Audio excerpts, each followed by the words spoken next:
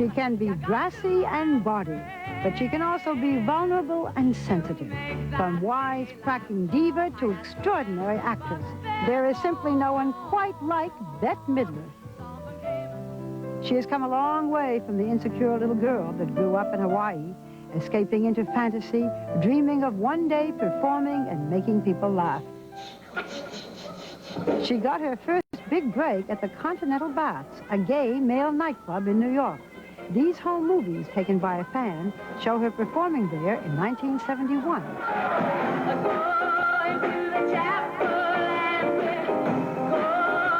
It is here that her alter ego, the divine Miss M, was born. The campy torch singer's backup pianist in those days was a very unknown Barry Manilow.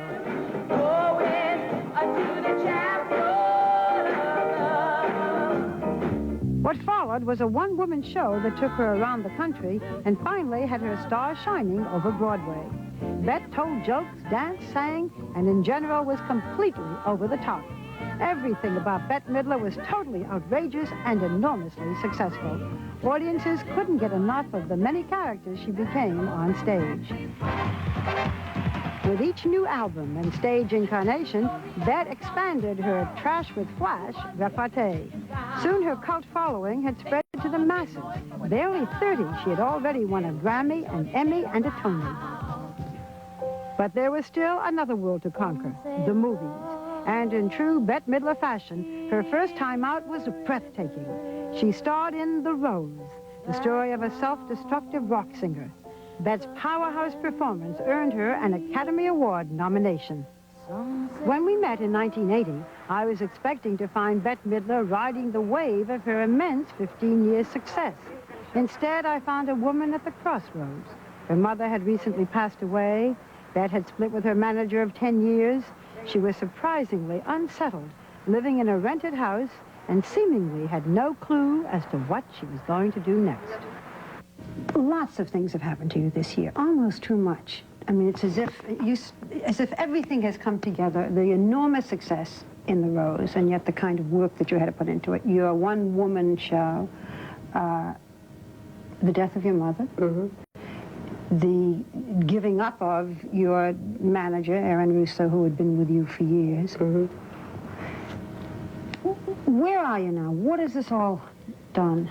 Well, I'll tell you, it's really rough. This is not funny. This is a lot of work. And it's terribly exhausting, to be quite frank. I don't like to talk about it, but this has been very, very hard on me this last year. There's a couple of times I really thought I was going to go under. I was ready to call the men in the white suits. It's an awful lot of work, and I had no idea before I decided I would do it myself. I mean, I had no idea what Aaron really did. You mean keeping in terms of doing without the manager? Yeah. How did you keep from falling apart? I don't really know that I have. That you've kept from falling apart? I don't think I have kept from falling apart. I think I'm very close to falling apart. But I don't care, you know. You can always get up and pick up the pieces. It's not like I'm going to die or anything. That much I've learned. Okay, what might happen? Well, I could make a lot of wrong choices, but you know, a career is a career. You know, you have good choices, you have bad choices. But that's career. Yeah. That's what a career is all about. You know, some things you do well, some things you don't do so well, but you take your medicine and you learn and you plow on. If the career indeed means that much to you. Does your career mean that much? No, it doesn't. What matters to me is the work itself. Is the art part. I like that part. I don't like the business part. I don't have a head for it. What about... And I find it creeping into the other areas. That's what I'm trying to say. That I don't like that. I don't like being a mogul. I don't want to be a mogul. I want to be... I don't have that... I just don't have that kind of a head. I have a head for jokes and songs and dances and clothes and shoes and background singers. And bands, musicians, that's what I understand. I understand that. I understand the art of it, but I don't understand the business of it. It's just like, I think you have to take a course or something. You have to go to school for it. You know, learn how to be an accountant. The line, it's always been said, between comedy and tragedy is a very slim line. Mm-hmm. And you also have said that people who are sad are people who try to be funny. Mm-hmm. This is all you? This is, I would say that was pretty accurate. I don't dwell on it too much, except when I'm really alone. Mm-hmm. Everybody has a certain amount of sorrow in their lives.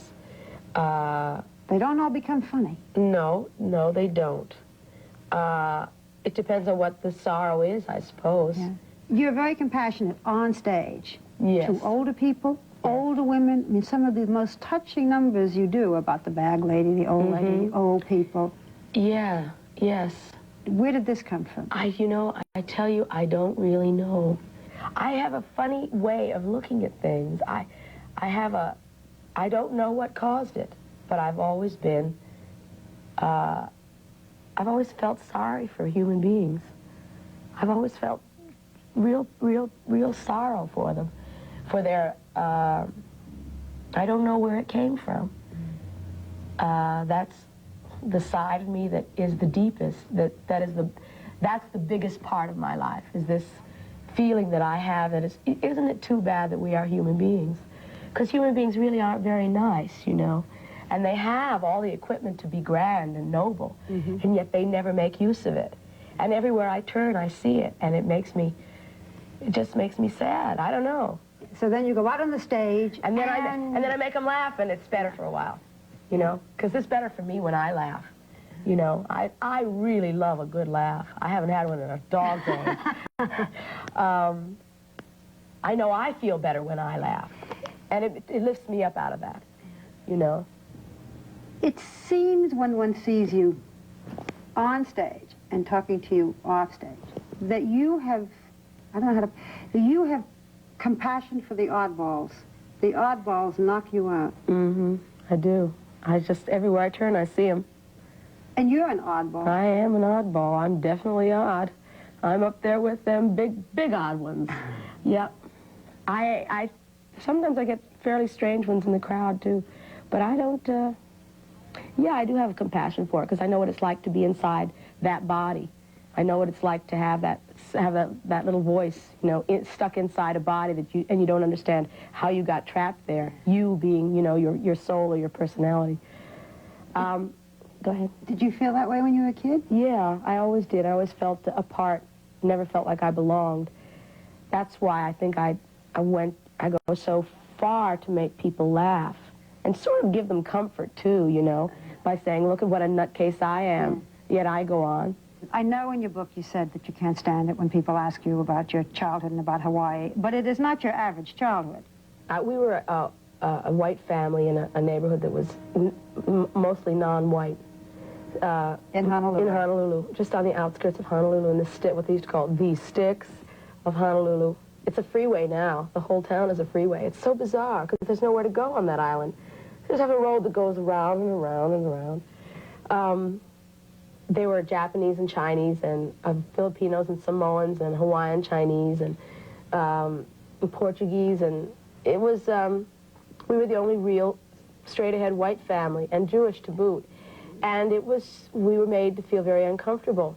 And you were the funny-looking kid? I was a funny-looking kid. Were you really funny-looking? Well, I wore these, glasses, you know, the kind with the little cat's eyes. And they weren't on a chain. Thank God they weren't on a chain. It was bad, but it wasn't that bad. And I had my little frizzy hair, and I tell you, these glasses had really murdered my love life. Really rough. I was playing, I had a big chest, you know. I was very developed I started developing early, and, you know, in those days, I don't know what it's like now, but in those days, Jesus, they used to just murder you the kids were just merciless if you were starting to develop a figure. Even the girls, I mean, they were like, bitter women. Bitter little women, bitter children. Like they had picked up all this hideousness from their parents or something, you know. And so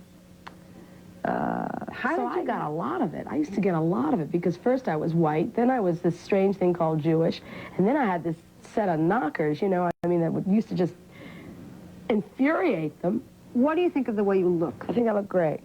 No, no kidding. No Why do kidding. I say no kidding? Yeah, hey, Because hey, get out of I my asked house. you, would you say that's a Bodak? Yeah. Because everything that I've read about you, you always talk about how when you were a kid you Just a thought you were so sympathy ugly. ploy. Right. You really think you're... I think I look great. Just a plea for sympathy. So you should always get the crowd on your side, you know. You think you're sexy? I know I'm sexy, but I shouldn't say that in public, because people get pissed off. I mean, excuse me, people that get like, well, who is she? But, and I don't mean it like that. You know the film 10. Yes. On the scale of 1 to 10, what are you?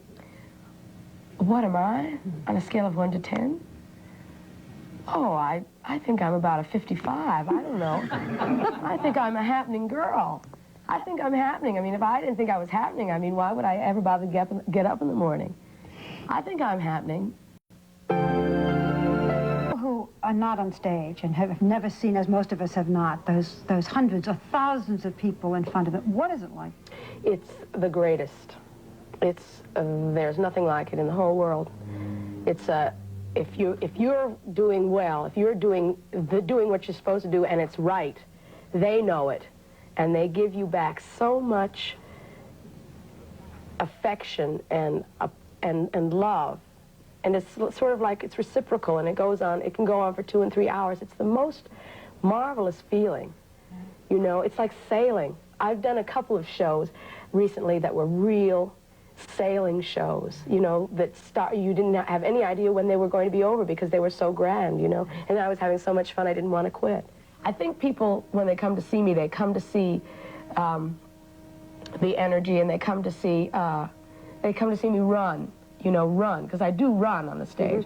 But the parts that I like best are the parts where I get to, you know, sort of sing ballads and sing the blues and sort of bare my breast, that sort of thing. I mean, not literally in the figurative sense. That too? That too. Well, once or twice. I have been carried away. I have heard that once was recently at the London Palladium. Well, I thought that was very chic. it was. They just loved it. They said they were all sort of sitting in the balcony one night, and they had this one group of them. I guess they were from, they kept saying they were from Liverpool. I keep trying to get the accent in my head, but I don't really have it. They had a big, all the way across the balcony, card that said, "We love Bette Midler," and they spelled my name wrong. And then they turned the cards around and they said, "We love your, you know, anatomy, your chest." And so it made me laugh. I thought it was hysterical. I thought it was just hysterical. And so I was wearing something that was rather sort of loose anyway, so I sort of gave them a jolt. In real life? It made me laugh. I love it when if they can make me laugh, I will, you know, I don't care. If it's the right moment, it doesn't really matter. Sometimes that's the best thing to do, is to flash them. You know, that's like they'll never forget it. They go home and they'll say, "You'll never guess what I..." What? That's crazy. Yeah, right. But I don't do it too often because it's not in good taste. You don't want them to come and expect it, you know. You want to sort of like, you want to... Are you in real life? Are you a prude? Oh, I'm terribly prudish. But there's something about getting out on the stage that fills me with this desire. Desire is the wrong word. It fills me with this determination just to surprise and shock? Yeah, sometimes, yes, sometimes. Recently, I find that. I didn't used to, I did when I was first working, or rather, just a few years ago. Recently, I don't, can I start again? Just say it, come on. That windowsill is perfectly filthy. Yeah, well, we'll clean up later. Okay. Yeah. We'll get up, we'll do a few things, we'll rinse out a few things. Okay. We'll take care of you. What's the question? Shock. Yeah. When I first started, and a fake dress too. Oh, I'm Not on my sorry. time. I'm just realizing what's going on. Wait now. When I first, I never thought about shocking people at all. When I first started working, but recently, like just the last job that I did, I found myself, you know, like things started coming out of my mouth. It's like I was another person, like I couldn't control them. It was very odd. But not privately? Not privately, no. No. Could you do your shows without being vulgar? I could do a show without being vulgar. I don't know if I could do my show without being vulgar. It's a very thin line, once again, between the good taste and the bad taste that I walk. I think that I think I do what I do very well because I have a real inbred innocence about what it is that I do, about my own particular vulgarity, and I I have a good sense of humor about lowbrow comedy and towards it, and I think that the vulgarity really is sort of part of it. First of all, because I'm a woman. You know, a man can say anything and get away with it. But when it comes out of the mouth of a woman, it has to be tempered with a certain amount of innocence, and that's what I do. When you're on the stage, there is that incredible energy. I mean, it just, where does it come from? Well, my family's that way. It's a high metabolism. It's chemical. Part of it is chemical, and the other part of it is just sheer desperation and need, you know, need. But most of that has gone, you see, because I have had so much success that most of that need is gone. I sort of miss it, you know. It's the need to convince and to convince people that you are What? As great as they want you to be. Do you think you're great? I think some things I do great. I think some things I don't do so great. What do you do great? I think I'm very funny on the stage. I think I'm a scream. I've seen a lot of tape on myself, and I can be pretty funny. I mean, I have a very malleable face. I have a clown's face. I think also I have the ability to move people and to convince and to. I see. I have no. My personality really is. I'm really like a blackboard. And whatever I can think of, I can put out on the screen or on the stage. I've always been that way. But I'm just personality-wise, I'm like nothing. I mean, I don't have a personality. In real life, you don't? In real life, I don't have one. I have to like charge it up, and you know. I mean, really, I'm an actor. I am an actor, and most actors are really like just bare. You've never been married? Never been married. Want to be married? No, but I think I'd like to have children. Would you? Yeah. What kind of a mother would you be? Oh, I think I'd be a great mother. Because I have compassion. You know. What would you And I like to teach. Like John. I like to teach. Do material things mean anything to you? I mean, you've made some money. I made some money, yeah, who knew? Yeah, I made some money. Are there things that you're dying to buy? No. The possessions you want to have? No. Really? No. Just books and records. There are those who say you are And cheap. other people. Cheap? Who said I'm cheap? Cheap. Some of the people who that work for me. you.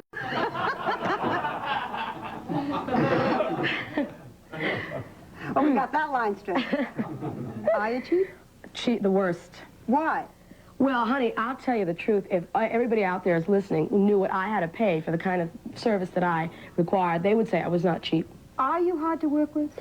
I'm hard to work with when the picture that I have in my mind is not shared by the people that I'm working with. When the people I'm working with don't understand my vision or what I'm going for, you know, that's when I get terribly frustrated, and I am a screamer. I am definitely a screamer. Definitely. But it's only when I'm just shoved up against the wall that I start to scream. But I do it because I'm frustrated and not out of real malice or attitude. I'm not a prima donna. I am definitely not a prima donna. If I do say so myself. What do you like most about yourself? The fact that I'm not a prima donna. What do you like least about yourself? The fact that I'm not a prima donna. The fact that I can't learn to be a prima donna, damn it. When you fantasize now, though, I mean, if you think of the future, what do you see? I don't fantasize. You don't, yeah. I don't fantasize. This is as far as the fantasy got me. This was the fantasy. This was the fantasy. I'll make the movie, I'll be on the stage, That's it. now what? Now what? That was the fantasy. Now I gotta go find another fantasy. You know? Is the best yet to come, or have you been there already? I think this is it. Do you really? I do. But I don't think At it's bad. 34, you think that this is it? Well, yeah. You're not going to get higher. It's not going to get better. Is there any more? Yeah. What else is there? What else would I want to do? I mean, what are you look going to do I from did. 34 to 90? I have no idea. You mean I have to go on? You catch me at a very peculiar point in my life, because everything thus far has been leading up to this moment, and here I am. I know it. I know we have. I mean, I knew when we came to do the interview that this was a very particular time with everything that's been the best and with some of the things that have been the worst. And we really have gotten, you know, if we wanted to be corny, at the crossroads. Really, at the crossroads. And we don't know which way you're going to... She's standing right in the middle. She's not moving an inch.